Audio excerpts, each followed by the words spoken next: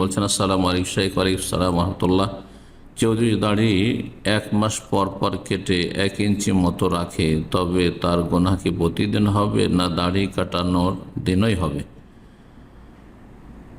দাড়ি চেঁচে ফেলা বা ছোট করা কেমন গুনাহ, কাবিরা না সাগীরা? অনেকে যুক্তি দেখান বাম হাতে পানি খাওয়া যেমন নিষেধ, এটাও ওই রকম নিষেধ, বড় গুনাহ না। প্রশ্ন দুটি করেছেন প্রশ্নকারী।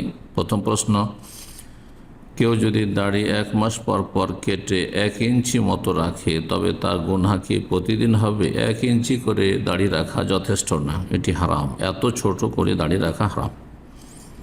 কমপক্ষে 1 মুষ্টি রাখতে হবে, যেমন ফুকাহায়ে কেরামগণ বলেছেন।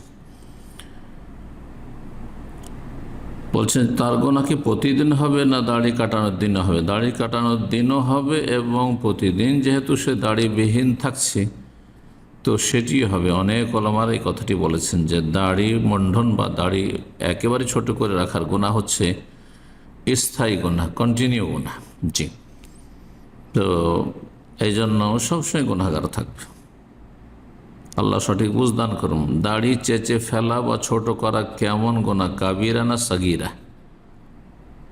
সাগীরা কি করে বলবেন, যেখানে নবী করিম সাল্লাল্লাহু আলাইহি ওয়াসাল্লামের বিভিন্ন দিক থেকে দাড়ির ক্ষেত্রে তাগিদ রয়েছে, বহুমুখী গুরুত্ব রয়েছে দাড়ির। আর যদি কোনো গুনাহ সাগীরাও হয় আর সেটা নিয়মিত করা হয়, তাহলে সেটি আর সাগীরা থাকে না, কাবিরা হয়ে যায়। এটি আহলে সুন্নাত ওয়াল জামাতের বিশ্বাস। সুতরাং এই দাড়ি নিয়মিত কাটতে থাকবেন, মন্ডন করতে থাকবেন আর বলবে এটি সাগীরা গুনাহ, এটি ভুল কথা। অনেকে যুক্তি দেখান বাম হাতে পানি খাওয়া যেমন নিষেধ, এটাও এরকম নিষেধ। এটা তো তার মন গড়া কুপ্রবৃত্তির অনুসরণের কথা।